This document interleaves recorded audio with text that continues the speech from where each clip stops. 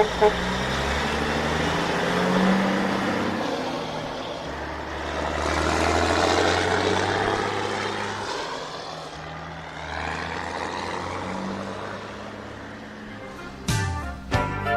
are listening to Troy and Tyler on TalkCDL, the Trucker Show. We are a weekly trucking podcast, and all we talk about is trucking-related material and trucking only. Tyler, tell them how they can find us.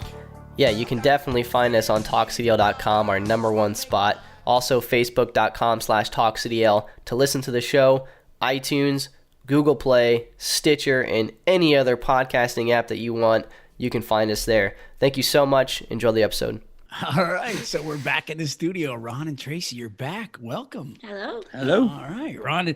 Should I just say Mr. and Mrs. Henderson, or should I? One of our videos, we were thinking about actually titling it "Trucker Ron and His Wife." You know, you might even be known as Trucker Ron on this show now because it's been said quite a bit.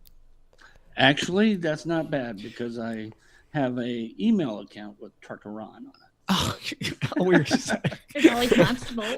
I'm psychic. Hey, so last time you were on, I mentioned to you that you have the most downloads. How does that make you feel? I mean, you're I don't want to say you're public. I mean, everybody, we've got a lot of listeners out here in TalkCDL, and the interview with Ron is number one so far. Well, so far it humbles you.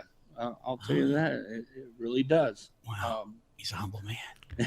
I try, and Lord willing, I can continue that. Yeah. I just do the best I can and tell it the way it is. Yeah. All right. That's well, all I keep can up do. with the topics. Amen to that. All right. Well, that's awesome. Tyler, what's going on up there in North Dakota? What's the temperature up there today, Tyler, for truckers? If you're a trucker and look, we're trying not to give out dates of when we're doing things, but it is January. And Tyler is up in Minot. Tyler, if you're a trucker, tell them a couple good reasons to avoid Minot. Well, first before I go to that, I want to say hi, Ron. I wasn't on the last one, so Ron, thanks for being on the show again. I appreciate that. Thank you. No problem, Tyler. Wait, did we mention Ron's wife's name on the other show? I mean, has it just been Ron's wife? It's Tracy. Tracy? It's Tracy. All right. I want to it's kind of just, I don't know. Just Ron's wife. She's just Ron's wife. She doesn't have a name. Well, she's very special to me, and the good Lord has blessed me with her. All right, good. So her name is Tracy, and all right. She's not just Ron's wife. All right, good. But according to me, she was. I was just thinking about that. I was like, I kind of want to just call her by her name, Also, thank you, Ron and Tracy, for being on the show again. And as far as the weather is concerned, it is currently -12 with a wind chill equaling -34. Going to get -45 tonight. So if you don't like the cold, don't run the Midwest. I guess that's kind of the best way to say that. How good is coolant for? Coolant, it depends on, and that's a good question, Tracy, because up where he's at, really, he said the Midwest, but I never considered North Dakota the Midwest. I consider that the polar vortex. I consider North Dakota Canada, really. Before Iowa is Midwest. Listen to this. Before the internet, when I was a trucker, and I would every day, whenever I'd pull into a truck stop, if I can get what's called the USA Today, ever see that newspaper? Yes, I do. Okay. I would pick up a USA Today. On the very back of the USA Today was a weather map. Mm-hmm. And every winter, North Dakota beat Alaska. It beat everything for the worst, bitter, I'm going to die if I stay out more than 10 minutes cold. It was insane and still is today. So I don't consider that the Midwest. I'm sure there's people in Alberta that would beg to differ on that. Well, I'm talking about in the U.S. I know. And it just blew away, the extreme temperatures, even in Alaska. I was always amazed that sometimes you would see wind chill 40, 50, 60 below in the Dakotas. It was insane. So if you're a trucker, like Tracy just asked, better make sure you have additives in your. In fact, Ron, what do you guys use up over there at Stevens? Is there a bottle that they make you use, or do you just pick stuff up and put it in? For the fuel, we do use. I forgot the name of it already. The diesel additive that's good up to, I think, minus 45 degrees. Well, if it's anything minus 0, though, we do double the dosage. As far as coolant, I think our coolant is good down to minus 100. Okay, so here's what, when I was a driver, excuse me, when I was a driver, we used to use this thing called PPF. You probably don't even make it anymore, but the bottle was literally maybe 2 to 4 ounces. That was it. And you would dump one of these in your truck and you would never, ever. And I used to run Chicago every week. So you know how bitter Chicago gets. Okay. It's almost like North Dakota. And I would run Chicago every week, never had a gelling problem, never had any kind of a fuel problem ever.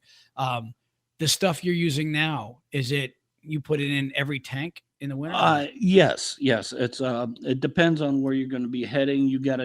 This is another important reason why you want to check the weather before you make your trips. Anytime you get 32 degrees or below, you want to add anti-gel. The white bottle diesel fuel additive. I forgot the name. How big is the bottle, Ron? It comes in 2 sizes. You got a size that treats up to 250 gallons, and then you got the smaller bottle which treats up to 100 gallons. You just read the directions and add according to the label. And with reefers, you only add very little. Have you had any breakdowns in the winter at all, Ron? Since you've been trucking, have you had to sit on the side of the road ever? Lord willing, well, by the grace of God, no. I've had a reefer where I had to add diesel 911. That's the red bottle, made by the same company. But other than that, no. So let me tell you a quick story. One time I was flying through Ohio, and it was ironically a time where it was probably a 0 or 5 below. It was really a cold day. And for some reason, I forgot to check my fuel gauge.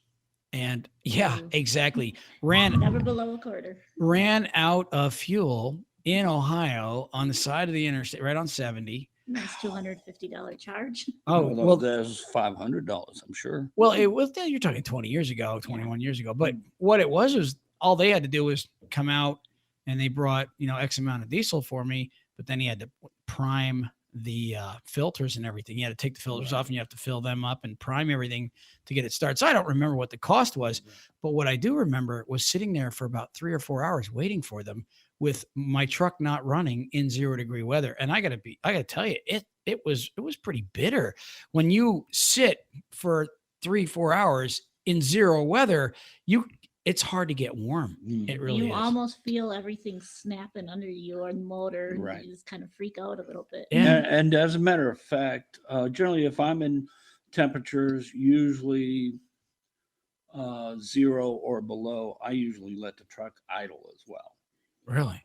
Yeah. Mhm. Yeah. So, okay, because you have an APU, right? APU goes up to 93 degrees. There's so many holes in it. But the way the cabins are designed, you have so many cracks and crevices. Oh, I know. It's hard for that APU to keep up, even at 93 degrees. Well, I'm going to come back to your APU in a second, but I wanted to make a statement. I'm with you on that.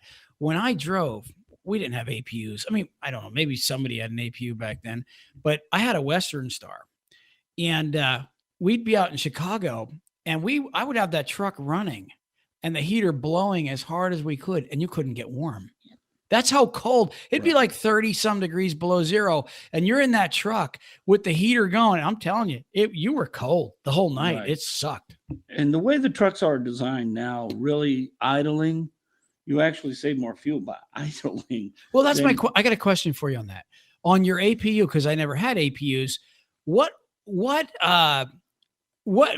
where will it take you to as far as keeping you warm? You know what I mean? Like, you got an APU going, your motor's not running. I know it's supposed to keep the oil warm, right? The APU keeps the block warm, right? Oh yeah. Any temperature, usually about 30, 40 degrees, you kick that APU up to about 80 degrees, it will keep you nice and toasty. It will. Really?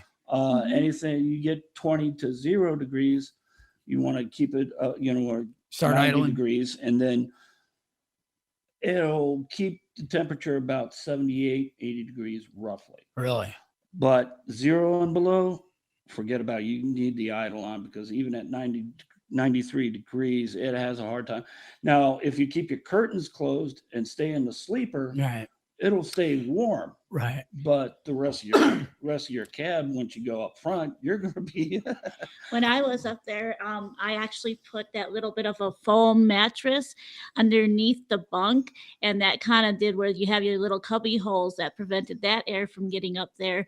And then I also put some blankets like around, or some towels like around the bed, just to try to keep the breeze. Was it or drafty in there, drafts. Tracy? Yeah. Oh, I know. It It's was hard. bad. Yeah, a lot of drivers, I've noticed Stevens drivers usually keep a lot of pillows around the mattress area of the sleeper bunk and try to make it look nice, but it's also for a practical purpose of keeping the air out. And Ron, correct me if I'm wrong, but you have a Kenworth T680, correct? That is correct. And didn't you have a Freightliner or an Evolution at one time?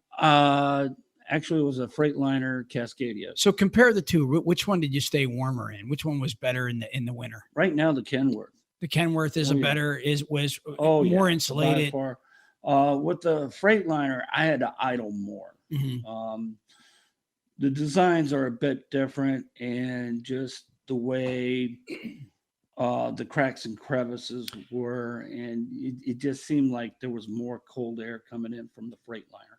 You were in the Freightliner. Yeah. I had insomnia, so when I was sitting up front, I had like 3 or 4 blankets on me because I wanted to be let you sleep while I was bouncing around up there, and it was freezing cold up there. That was one of the reasons why I got off the truck in January. Hey, and Tyler, feel free to jump in here. You're a polar bear yourself up there in North Dakota. I find it interesting though how one truck will actually be warm. Which one was more drafty? Is it, since you're wrapping yourself up in that KW, is that more drafty in there, or was the Freight Shaker more drafty? The Freight Shaker was definitely more drafty. Well, what year was your Freightliner? 2014. And this is a 17 you have now, right? That is correct. Okay. So which one's more quiet? Oh, the Kenworth, big time. Okay. So which one? Go ahead, Tyler. I was going to ask, these 2017s, I mean, you still get glow plugs and you still get everything like that for the truck, or they kind of eliminated that with something else? The glow plug.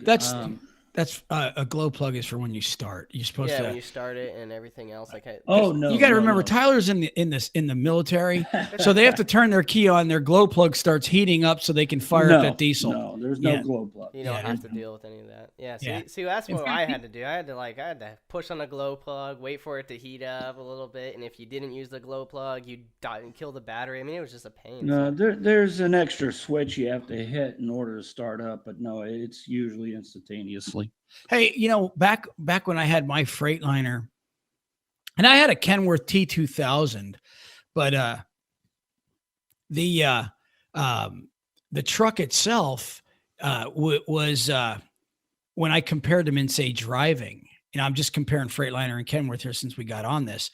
The Kenworth was horrible in the snow compared to that Freightliner. My Freightliner, man, I went everywhere with that thing. The KW, man, that thing was always kicking out. It was terrible. Well, the biggest difference between the KW I'm in now and the one that I was trained in,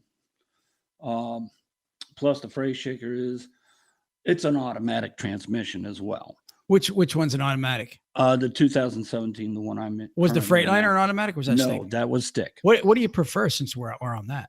Automatics. Oh, you like the automatic? Okay, go ahead. It takes some time and practice to get used to the backing up with the automatic part, because you got to be careful of the accelerator. It does have a tendency, if you push on it too hard, you'll jerk and shake the truck big time. I mean, that's just driver error. Really? Right, yeah, you got to. So what's the trick? I mean, what is the trick to backing an automatic?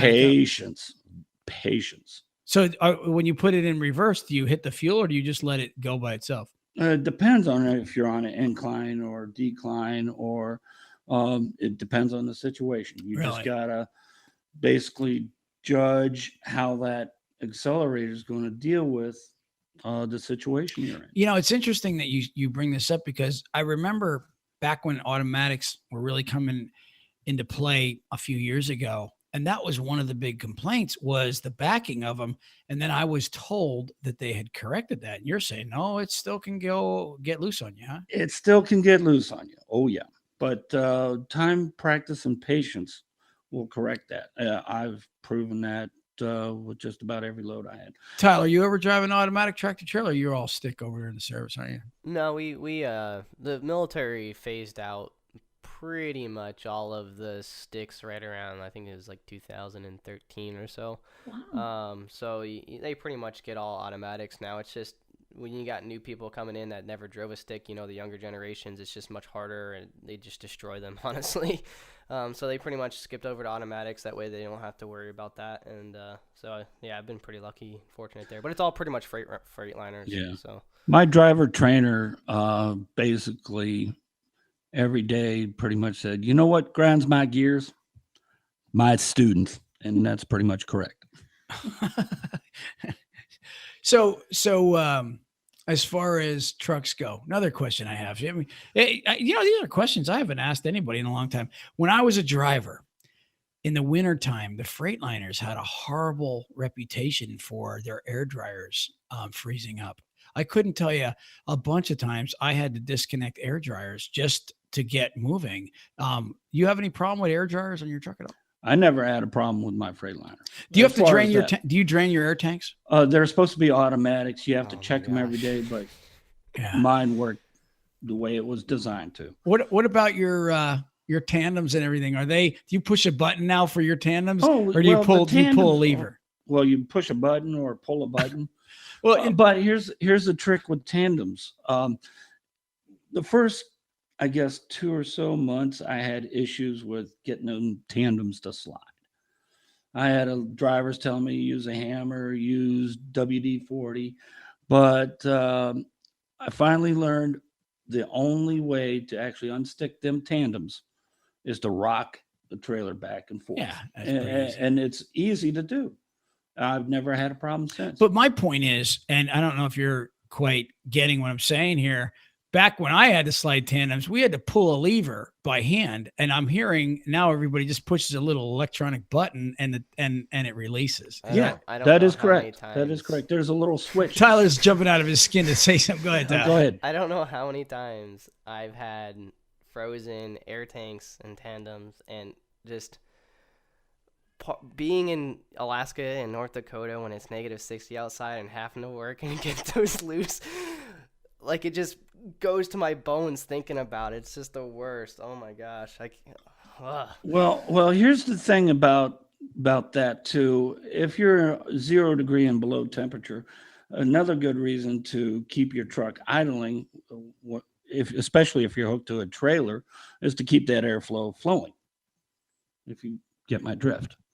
Yeah. Go ahead, Tyler. Yeah. Sadly, because I never did OTR, right? So we had to obviously turn everything off at night, come back the next day. If you get like some of the wind up here in North Dakota and some of that snow and it starts blowing and, you just had a nice hot truck and it comes, and it starts to cool down, everything kind of just moisturizes and then everything just locked up. Yeah, that's why you don't want to, in minus temperatures like that. No, I would never shut that truck off. Yeah.